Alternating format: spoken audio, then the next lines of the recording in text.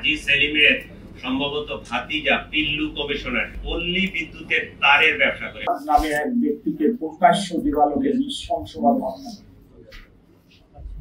আমরা এই ঘটনায় মর্মাহত ও নিহতের পরিবারের প্রতি গভীর সমবেদনা জ্ঞাপন করছি।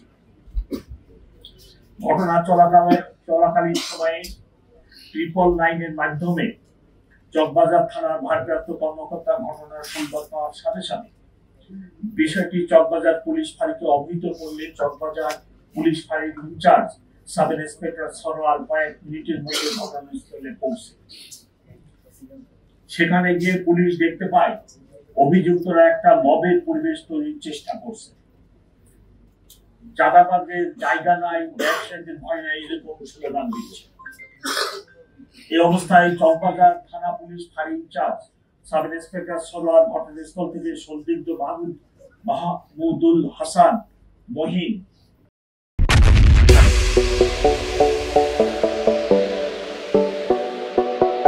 এবং ঘটনাস্থলের পার্শ্ববর্তী এলাকা থেকে রবিন নামে অপর একজনকে গ্রেফতার করে। পরবর্তীতে প্রত্যক্ষদর্শীদের বর্ণনা ও ঘটনাস্থলের সিসিটিভি ফুটেজ বিশ্লেষণ করে আরো 7 জনকে গ্রেফতার করা হয়। মোট গ্রেফতারের সংখ্যা 9। উল্লেখ্য যে ভিকটিম সোহাগকে উপর্যুপ করে পাথর নিক্ষেপ করা ব্যক্তিকে চিহ্নিত করা গেলেও সেই সময় তার পরিচয় শনাক্ত করা যায়নি। পরবর্তীতে পুলিশের বিশেষ টিমের সহায়তায় তার পরিচয় নিশ্চিত হয়ে তার অবস্থান চিহ্নিত করে 15 জুলাই তাকে পটুয়াখালী জেলা হতে গ্রেফতার করা হয়। প্রাথমিক জিজ্ঞাসাবাদে জানা যায় তার নাম মোহাম্মদ রিজওয়ান উদ্দিন অভি, বাবার নাম মনোরঞ্জন বসু, মাতার নাম বিউটি দেব মিলা এবং সে একজন ধর্মান্তরিত মুসলিম। এই ঘটনায় পাথর নিক্ষেপকারী 2 জন সহ মোট 9 জন আসামিকে গ্রেফতার করা হয়েছে। অন্যান্য আসামিদের গ্রেফতারের চেষ্টা অব্যাহত আছে। এই হত্যাকাণ্ডের প্রকৃত রহস্য উদ্ঘাটনের জন্য ধৃত আসামিদের রিমান্ডে এনে জিজ্ঞাসাবাদ চলছে। ইতিমধ্যে এই ঘটনার এজাহার নিয়ে বিভিন্ন সামাজিক যোগাযোগ মাধ্যম ও গণমাধ্যমে বিভ্রান্তিমূলক তথ্য ছড়ানো হয়েছে, কিন্তু প্রকৃত ঘটনা হলো মামলার এজাহার দায়েরের জন্য প্রথমে তার সাবেক স্ত্রী লাকি আক্তার থানায় আসে। কিছুক্ষণের মধ্যে ভিকটিমের সৎ ভাই রনিউ থানায় আসে। তারা নিজেদের মধ্যে সলা পরামর্শ করে 23 জনকে আসামি করে একটি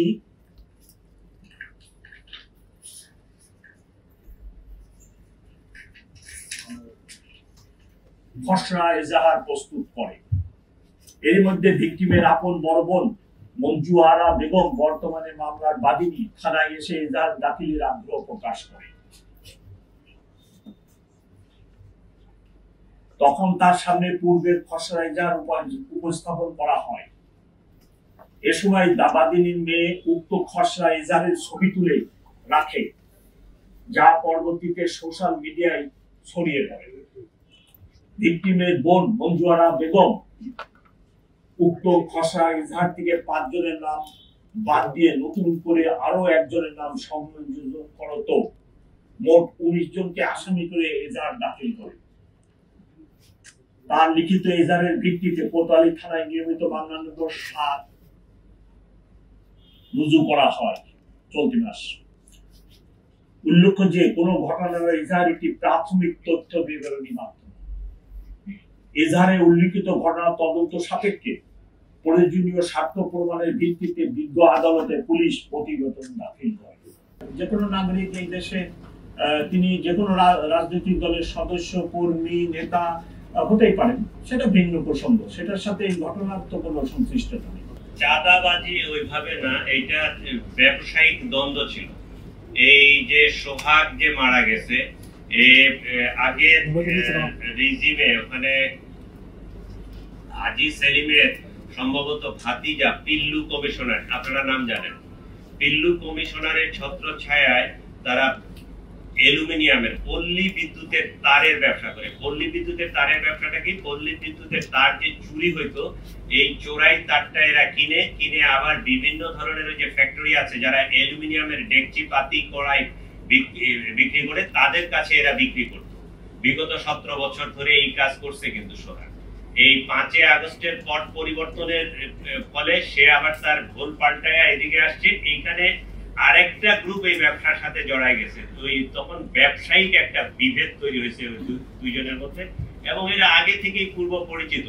উভয় পক্ষই কিন্তু একে অপরকে চিনে, একে অপরকে জানে, এবং এলাকারই তারা ওই ব্যবসায়িক দ্বন্দ্ব থেকেই হত্যাকাণ্ড সংঘটিত।